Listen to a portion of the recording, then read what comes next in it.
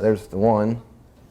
Now, this guy's huge. I think he's going to be a sumo wrestler. Look at those thighs.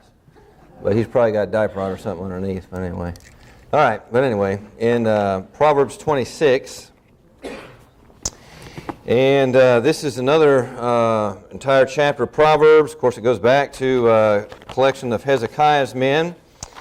And these Proverbs, like the chapter before it, in this chapter there's no reference to the Lord here, no reference to Jehovah or Yahweh or the Lord in the English translations. It's just a lot of sayings. And understanding humans, different kinds of humans, and well, not every kind of human we could think of, but different kinds relative to wisdom literature. And the first one deals with the fool. The fool will be spoken of here. And there's about, as we mentioned before, there's 3 or 4 words, at least it can be translated fool. But here, the word fool, there's described, and these are somewhat humorous here, these various things. Well, actually not these, but down in verse 13, they're very humorous. But, serious stuff. But with the fool here, first place, do not give him a place of honor. As snow in summer and rain in harvest, so honor is not fitting for a fool. Now, snow in summer, these are, like a fool, giving honor to a fool is as harmful as unseasonable weather. And snow in the summertime, rain in harvest, these things can ruin those times of year. Of course, in Florida, I guess we can have some, if the orange, if the citrus is blooming and then the cold weather comes and a freeze, or like when I lived in Tennessee, when the peaches and all those fruits start to bloom, and then a freeze comes and knocks them out. Well, that's how it is giving honor to a fool. It just doesn't fit a fool. It would confirm his folly, and it would give others a false impression of his worth, and it would afford him increased opportunity for his foolishness. And some more will be said about those type of things in just a moment, a few more verses down.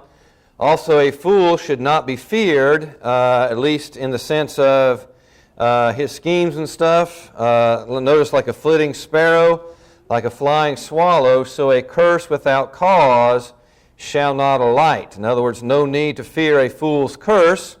It's as harmless as a flitting sparrow or a flying swallow. Now, there are some things dangerous about a fool, no doubt about it. But the idea here is, he can't even think up to scheme something. Because he's just so foolish, he has absolutely no connection with any kind of wisdom, even to use it badly. All right, he should be disciplined with force in verse 3, a whip for the horse, a bridle for the donkey, and a rod for the fool's back. And he mentioned that rod again in chapter 10:13 and in chapter 19:29. And if you see the kind of the increasing severity of the way to keep something disciplined or under control, a whip for a horse, a bridle for the donkey, and then a rod. A whip, it may hurt, when it stings, but it's not used all the time, just when needed. The bridle's always in the donkey's mouth, and so it's a little bit more severe than the whip. And then the rod, that's the severest of them all, and that's what needs to be reserved for the fool's back, or be carried out the fool's back. In other words, that, something has to get his attention, and that would be it, the rod. All right, and then a fool, he should not be debated on his own terms. Notice, do not answer a fool according to his folly, lest you also be like him. Now, the idea here is you cannot argue with him as if he were sensible, as if you could carry on a sensible conversation in his folly. The idea also is we cannot stoop down to his level. And, there's several, we looked at, I think we looked at it, or it's coming up, can any man, take coals in his chest and not come out smelling like smoke? Or actually burned. But it's kind of like, being around a bonfire. I appreciate the Paulins having us over last Friday night, the youth group. But, you can be around a bonfire, keep your distance all you want, but you know what, you're still going to smell like smoke, which is all right, at least for me. Though I did take a shower before I went to bed. But, you get in your clothes, because I'm married, okay? But anyway, and that's kind of like with a fool. Around political time, do not wrestle with the pig. What happens? You're going to get muddy, okay? And that's what he's saying there. Now, Now this, if that verse was by itself, we'd understand it, but notice the next verse right behind it, or after it, answer a fool according to his folly, lest he be wise in his own eyes. Now notice there, answer a fool according, and that is, as his folly deserves, lest he be wise in his own eyes. Okay, and so, if not responded to, and this verse here is saying that if his folly is not responded to, then he will think he said something important, or that he has something worthwhile, or that he has silenced the believer by his superior intelligence. He'll think that. Now again, sometimes you answer a fool, sometimes you don't, and what determines whether you do or don't? Well, it takes a lot of wisdom, and that's something that we have to really consider, wisdom. Now, I did read one of the commentators stated the difference between verses 4 and 5 is one might ask a foolish question, but do so innocently or in the right spirit. And in such a case, do not give a flippant answer to the question. That is, do not respond with or he says, do respond with a forthright answer. But on the other hand, if one asks the same question, but in an arrogant manner or in an effort to ridicule the truth, refute his error in such a powerful way that the foolishness of the question is made clear. And so again, it just depends on the attitude. It depends on, what's there. And again, all that has to be considered in a context.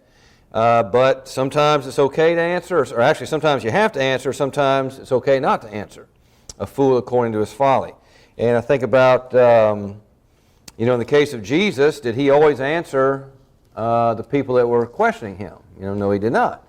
And I think there's a connection between, of course, he was wisdom personified, but, like to Pilate, Agrippa, one of those guys in his mockery of a trial, he didn't answer. And I think it was Caiaphas, and made him mad and so forth. But Jesus knew best. And, the reason why, because, he's already proven who he was. And if they're not going to accept that, then they're not going to accept it. But people that were sincere, or at least, now maybe sometimes the questioner may not have been sincere, but if people sincere around him could learn from it, he would have dialogue with people. But the fact that he didn't answer sometimes goes along with the principles of this proverb. And again, it does take wisdom, because especially many times when our faith is threatened, we sometimes want to right away correct the person, or defend the faith, defend the Lord. But that doesn't, if it's a fool, we're just going to end up getting muddy and muddying up everything else. And so that takes a lot of wisdom there, but it is the truth right there. Any comments on that? Questions on that, perhaps, on those two verses especially? All right, it does take wisdom. All right, notice the next one here, verse 5 we looked at. He should be exposed and silenced. Notice he should not be trusted in verse 6. He who sends a message by the hand of a fool cuts off his own feet and drinks violence. In other words, if a fool is sent to deliver a very important message, he's probably going to get it wrong. He may get it wrong just because he simply doesn't care, or whatever the case might be. But if he sends the wrong message, that's going to come back and reflect upon the one who sent him. And it's kind of like, don't send a boy to do a man's work. Well, don't send a fool to do a work where wisdom is required, and sending a message would be. And again, there's been a lot of the proverbs lately in the last 3 weeks that had to do with messengers, getting news out and such. And of course, they didn't have the newspapers, they didn't have the email and the instant access and all like we have today.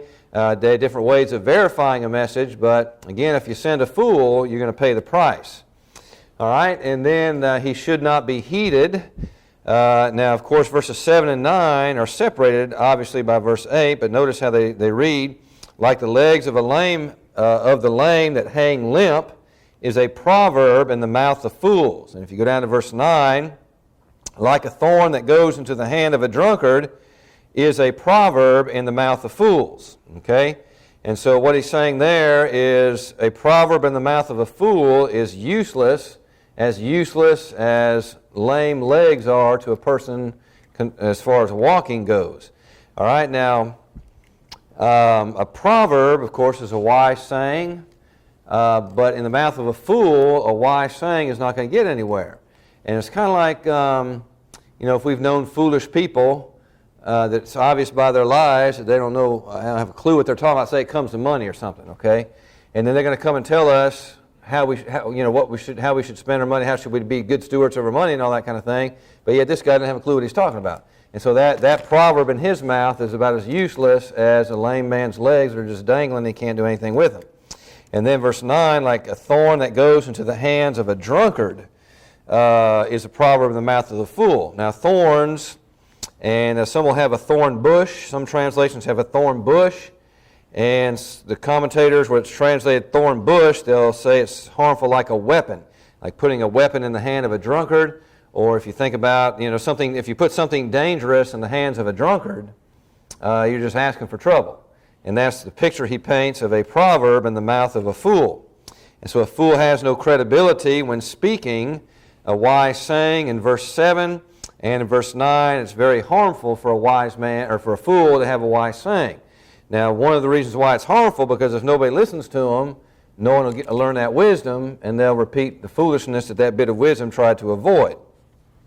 And it's kind of like only the faithful can teach the faith faithfully. Only the faithful can teach the faith faithfully, and so it is with these wise sayings.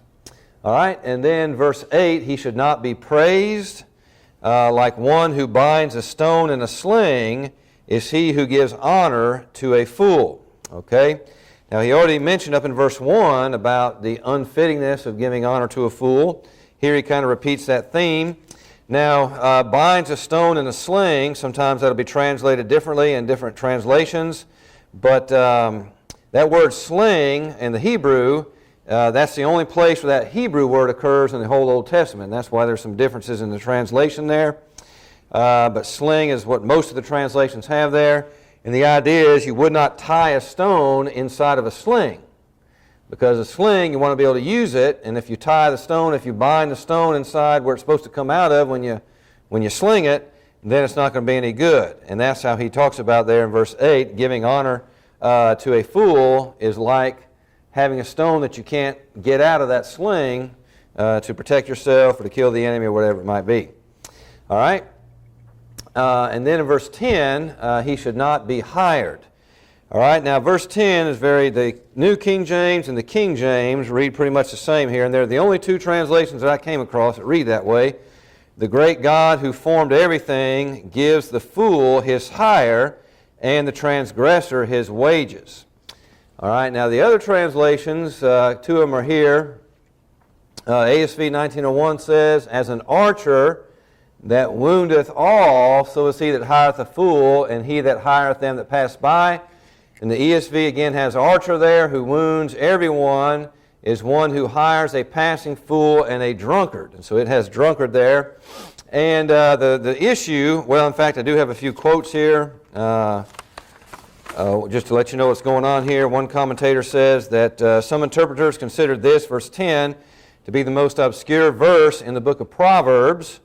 And he mentions another commentator who lists 12 attempts to translate this verse and considers the text in too bad condition to permit a translation. And that statement there is an allusion to maybe some textual variants in some of the old texts that we have of the Old Testament. And of course that's a whole lesson by itself. But sometimes the transmission, that is, as the text, the manuscripts were passed down, there was some damage done or some people put different words in them. And, that it's a very interesting study, but, there's no denying that, say, this manuscript reads different from this manuscript. Now, why they read different, that's another story. And that's open for discussion, but there is a difference in those. Go ahead, Fred. The notes in the American Standard in the bottom say, a master worker formeth all things. Right. Yeah.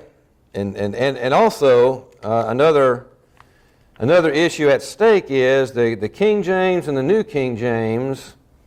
Well, in the Old Testament, the New Testament for sure, they're based on a different text type. And again, this is a whole other study. But to illustrate it in a way that we can all understand, I'm sure, is, the King James was translated 1611, okay? But there was a lot of discoveries of ancient texts that were discovered in the late 1800s, okay? Now, even though they were discovered in the late 1800s, they date back earlier to the information that the King James translators had. And so that's why, like the ASV 1901 was really the first major translation that was able to incorporate all those discoveries in the late 1800s that the King James had no clue existed.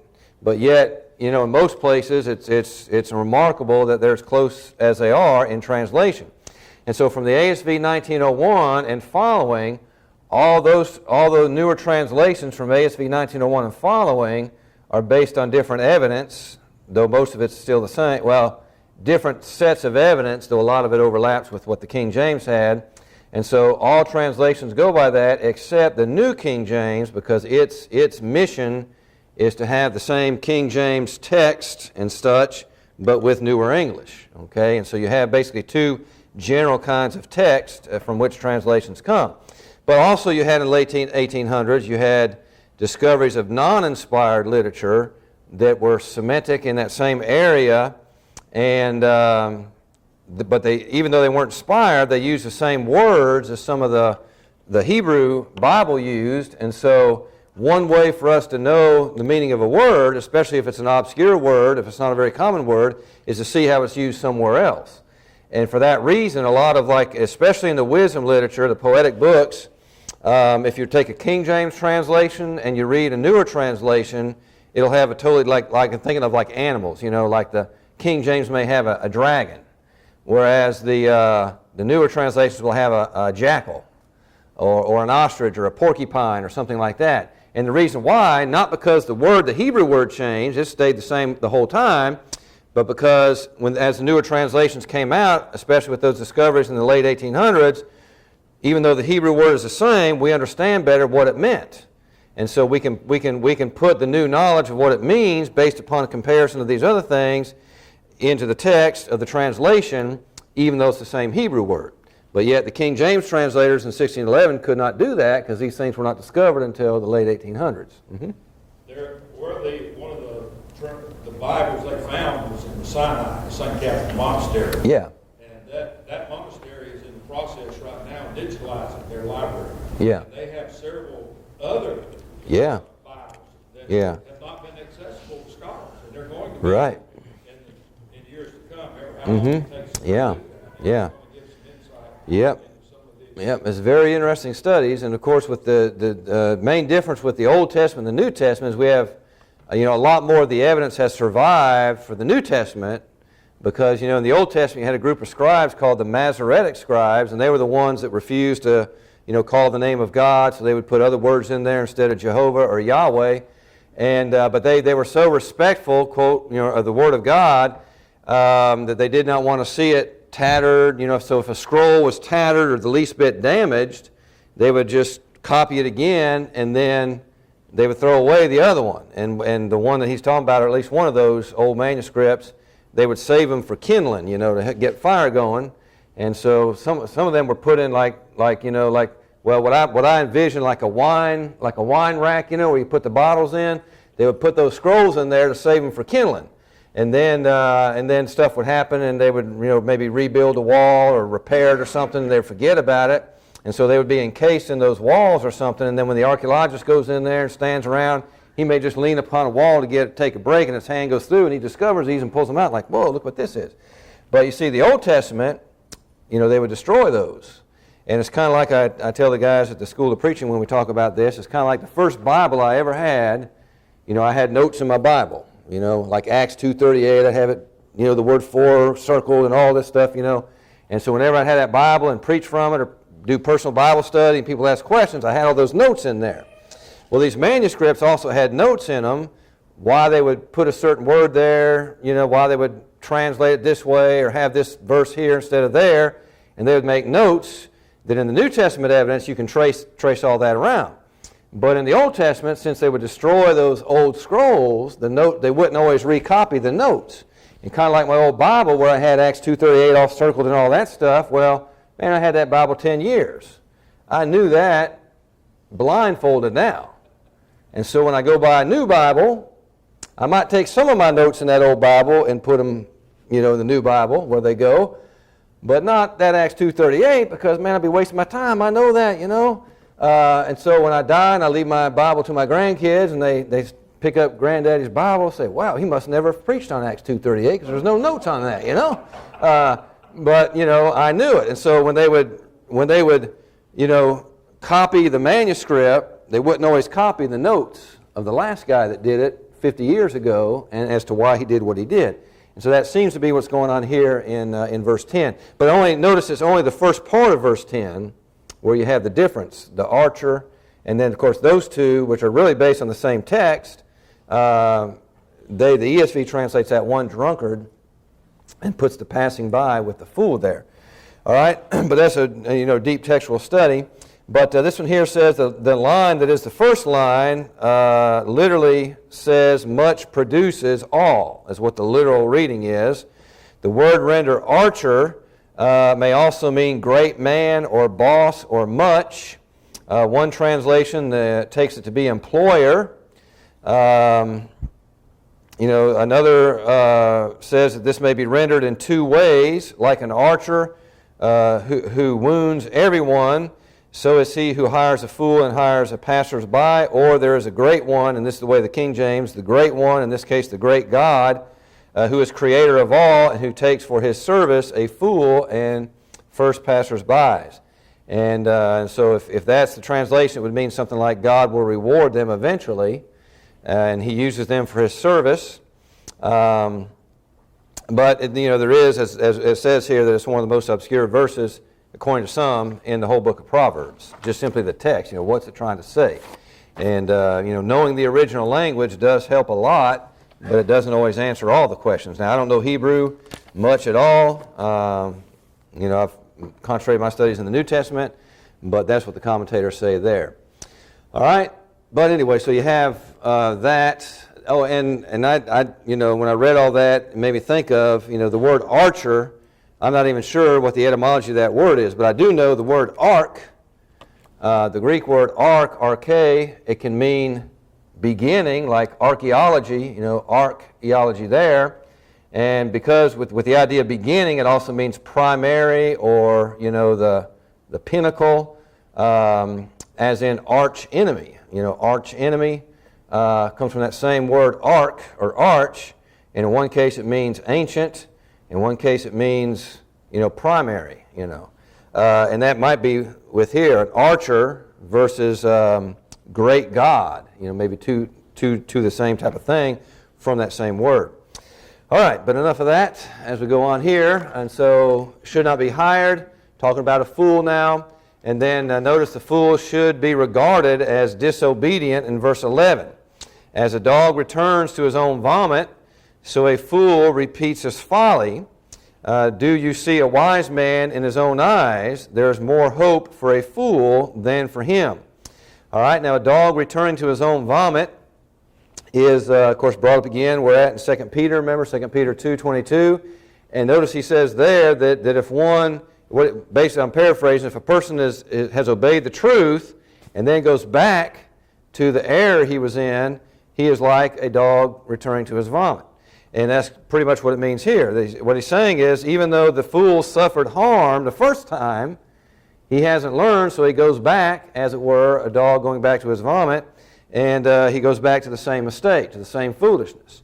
And then the verse 12 there, do you see a wise man in his own eyes? In other words, here's a person who considers himself perfect and in need of no improvements. And so that person, there's no hope for trying to correct that person. And I'm sure all of us, if we've been around, especially if you've worked retail or something, we've seen people like that. That you can't, everything you say or you've done, they've done better, and you can't tell them anything. And that's the kind of person he's referring to here. And so he is beyond helping because he doesn't see that he needs any help. In fact, we're all the ones that need the help, not him. All right? And then the sluggard. All right? Any question on the fool down through verse 12? All right? Now the sluggard, the lazy person, and these are some very humorous things here. The lazy person, he's full of excuses. In verse 13, the lazy man says, there's a lion in the road. A fierce lion is in the streets. All right? And we had something similar to that in chapter 22, verse 13. And, the excuse may be far-fetched, but he'll come up with anything. And this sometimes reminds us of kids and homework. They'll come up with anything to get out of doing homework. But the lazy person here. Notice also he loves to sleep. As a door turns on its hinges, so does the lazy man on his bed. I kind of laugh at that myself. And it's not saying that it's sinful to sleep, and some people take it that way. I would love to sleep right about now, but anyway. But notice as a door turns on its hinges. Now, what do you think of when you think of a door turning on its hinges? Most of us might think of a creaky door. As I was reminded the other day, I need to get some WD-40 on some hinges in my house. But notice a door makes no progress, does it? I mean, it progresses where it's supposed to within the confines of that small area. It opens and closes. And that's kind of about what a lazy sluggard does in the bed. He may toss and turn here and there, but he never gets beyond the sphere of that movement. And that's the picture that it paints. And of course, there is the idea of, a door creaks, a lazy man may groan. Oh, do I have to? But he turns over. All right, and then also notice he avoids the slightest exertion. Notice the lazy man buries his head in the bowl. It wearies him to bring it back to his mouth. In other words, seem to be saying, we had another proverb in 1924 similar to this. But, in that proverb, it was his fork. He couldn't bring his fork up, too lazy just to do that. Here, it seems like he's too lazy to bring his bowl to his face, but either way, whether to bring his head up out of the bowl or bring the bowl to his face, either way, he doesn't want to even exert himself the slightest bit. And then, the lazy man is arrogantly opinionated, and this stuff is just so real with people I've had to deal with over the years. But notice the lazy man is wiser in his own eyes than 7 men who can answer sensibly. All right, now he's the type, and I have to lecture the students every once in a while about this. They think that all they need to do sometimes is just grab the Bible and go preach, Yeah, that's what the apostles were able to do because they had the Holy Spirit working for them. I tell these guys, you guys got to study. If you don't study, you're not going to have anything to preach. But I appreciate the zeal and all that, but they need to realize there's some study involved. But this guy, in this particular proverb here, he thinks he's wiser in his own eyes than 7 men. He considers research unnecessarily exertion. He can answer it without looking at a book, without doing anything, because he's so smart. He thinks he can give wise answers without any study. And the word 7 men there is kind of a number that means any number of men. Of course, in some literature, I don't think that's what it's referring to here in Proverbs, but some, of course, like in the apocalyptic type writings, it's more symbolic of completeness and all that. That may have some connotation here, but he'll use that number 7 again later on to mean kind of like any number. It's not giving a specific number. It's kind of like, for 3 transgressions and for 4. He's not really saying there was only 4 transgressions. That's kind of a number of a lot type of thing, and that's what we have here. And notice the arrogancy of that, Well, I know all these scholars had debated this, but let me tell you this is the way it is, And he hadn't looked at a thing and any of that stuff. And so he is arrogantly opinionated. All right, any questions on the sluggard or the lazy person? All right, notice the next one here, the person who likes to irritate. The irritable person who likes to get into others. Notice he meddles in the strife of others in verse 17. He who passes by and meddles in a quarrel not his own is like one who takes a dog by the ears. In other words, here's a person who's just passing by. He hears some people quarreling, and he stops to insert himself in the quarrel. And he thus courts danger. It's like one who takes a dog by the ears. Now, many times I've wanted to do this, but I haven't, which is probably a good thing. When you're in the grocery store, in Publix, okay, and you hear 2 people arguing about something, that they're both being dumb. Well, I use dumb and stupid, but I don't think it's a cuss word, okay? But anyway, I just want to jump in there and say, look, man, especially if it's something that had to do with the Bible, but I don't. But if I did, it'd be like taking the dog and horns. Now, that's not saying that there is a time to, but not when they're quarreling. If people are discussing things rationally and all that, different story. Go ahead, Bob.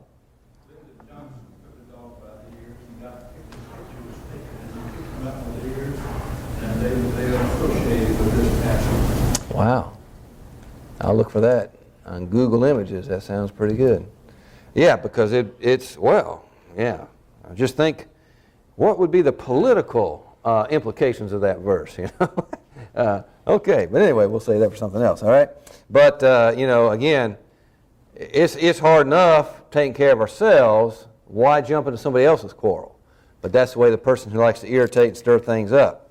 All right, notice also there, he excuses his misconduct. Yeah, this is all just down-to-earth stuff here. He excuses his misconduct as a practical joke, you know. Notice here in verse 18 and 19, like a madman who throws firebrands, arrows, and death is the man who deceives his neighbor and says, I was only joking. All right. Now, firebrands are darts with fire, with arrow. And notice, and now here, the injury, and, you know, I've known people like that. You know, they'll do something mean and like maybe slap somebody or slit their tires or, you know, something mean and just say, oh, I was just joking, you know. Well, you know, the injury is no less real because it was allegedly done in jest. It's still a bad thing. And you see this a lot with words. You know, people will say bad things, oh, I'm just joking, you know, and really it's really insulting and cutting them down and stuff. Sometimes you'll see whole families like that. They do that in their family. Oh, well, if I didn't love you, I wouldn't be cutting you down like that and all that. And that stuff wears on people, and it's evident by some of those family members that grow up and leave the house. All right, but anyway, someone's going to get hurt is the point, and but yet he says, I was only joking. And that is the person who likes to irritate and stir up stuff. All right, also he delights in stirring up controversy. In 20 and 21, where there is no wood, the fire goes out, and where there is no talebearer, strife ceases. As charcoal is to burning coals and wood to fire, so is a contentious man to kindle strife. And that proverb is also taught back, at least the gist of it, back in chapter 16, 28. But notice, just like fire needs fresh fuel to keep it burning, so contention needs that to keep burning. And if you just don't throw any more logs on the fire, what will happen to the fire? It'll eventually go away. But if you keep putting stuff on it, keep stirring it up, it'll keep burning. And so it is with contention. You know, sometimes contention will just go away if you leave it alone. And sometimes I think about this with, you know, racial issues sometimes, you know. You know, it seems like there's a certain group that's always wanting to make something racial, you know. In fact, I don't know. Let's see, I haven't watched the news in ages, but I guess some police shot up a car or something somewhere up north, I don't know, and, you know, but you know, if it's, well, like if it's a Caucasian against a person of African descent, man, they just blow that thing all up and make it a race thing. And sometimes I think they're just keeping it going, you know. But if it's white on white or black on black, it's like, doesn't even get the time of day most of the time. But sometimes it can be just adding fuel to the fire. But that's what the person who likes to irritate and stir things up, that's what he's all about. The what incident? Yeah, bullying, yeah. Yeah, yeah. Well, yeah, it's definitely adding fuel to fire. Right, definitely adding fuel to fire. And that's covered in some other proverbs, but that's definitely not a good thing there. Of course, the big 350-pound offensive lineman that says he got bullied, that's a little bit suspicious if you ask me. But anyway, there's a lot of things at that. Notice the malicious. Okay, well, let me stop. Anything on the irritating type person. All right, notice the malicious person here in 22 through 28. Notice he delights in talebearer's words. The words of a talebearer are like tasty trifles, and they go down in the inmost body. And that almost word for word is in 18:8 as well. And the point here is that gossips like to hear gossip. And to them, it's not just a passing thing like listening to the scores of the ball game, but to them it goes deep down into their innermost being, and it stays there, you know, ready to, you know, regulate the rest of their life. And then also notice he speaks as if friendship exists. Verse 23, fervent lips with a wicked heart are like earthenware covered with silver dross. Now, fervent lips, I think some of the translations may have there friendly lips with a wicked heart, but it's the idea of, you know, I'm your friend, let's, you know, camaraderie and all that kind of thing, but with a wicked heart. Now, the silver dross was It was metal-like stuff that once the pure silver was purified and it was separated, there was some kind of like metallic looking stuff that would often be used just to cover plates to make it look fancy, and that's the imagery right there. All right, his hatred will be exposed and punished, verse 24 through 26. Notice, he who hates disguises it with his lips and lays up deceit within himself. When he speaks kindly, do not believe him, for there are 7 abominations in his heart. Though his hatred is covered by deceit, his wickedness will be revealed before the assembly. All right? And so here he's full of hatred, yet he speaks as if he is friendly. He disguises it with his lips. Notice also in verse 25, do not believe him when he speaks kindly. There again we have that 7 again. There are 7 abominations in his heart, and that just means multiple abominations, not literally just 7. Countless wickedness is what one translation has it. And though he can conceal his hatred for a while, eventually it's going to come out. And he's going to blow up in a violent fit of rage and all that. And when he does blow up, when it is revealed, notice before the assembly, and before the assembly there has to do with legal action, kind of a court, they meet in the walls of the city and all that. And that's kind of a legal action will be taken against him when it finally comes up to fester. And so hatred is often concealed in deceit, but sooner or later it's going to find its way out, and big trouble awaits for the person who keeps that in and then lets it out like that. And it reminded me, we won't have time to go into it much now, but Matthew 5:21, I guess through 25 or so, you have heard that it was said by them of old time, thou shalt not kill. But I say unto you, whosoever is angry at his brother without a cause shall be in danger of the judgment, etc. And he says, agree with your adversary quickly while you're in the way, etc., lest it go to the courts and all that. And so that's along the same lines. But his hatred will be exposed one day, and he will suffer for it. And then he falls into a trap, his own trap. Whoever digs a pit will fall into it, and he who rolls a stone will have it rolled back on him. And that idea of rolling a stone is like the old Wile E. Coyote, he's going to roll the stone up the cliff to bash the road runner, but what does it do? All the time, for him all the time, rolls right back on him. And that's the idea there. And then finally there, verse 28, slanders those whom he hates. A lying tongue hates those who are crushed by it, and a flattering mouth works ruin. In other words, lies are told here against people whom he hates, so that that person will suffer. And but yet, and it works ruin, and that's it. When a person lies on somebody else to get them in trouble, what does that tell you about how they feel about that other person? That they don't like that person and they want to get them in trouble. And so, multiple examples can be given. They had to, of course, false witnesses were brought up against Jesus. And Stephen, that's the one I was thinking of. In Acts chapter 7, Stephen, there were some false witnesses brought up against him because the elders and the Jews hated him. Some of the Jews hated him and so forth. Okay? All right, any questions on the malicious? All right, we'll just kind of whet our appetite for next week. But friends and family, in Proverbs 27, he'll speak about friends and family. Actually, it's instructions concerning friends and family. I know Verizon used to have, or actually Alltel used to have that plan, on their cell phone, friends and family, But this is a little bit different here. But this is wisdom on how to get along with friends and family. And, he'll start out with friends, but we won't have time to get into that. All right, any questions or comments up to this time? All right, the bell's about to ring. And so BC used to say, BC Carr, preacher never got fired for quitting early, so we'll quit early.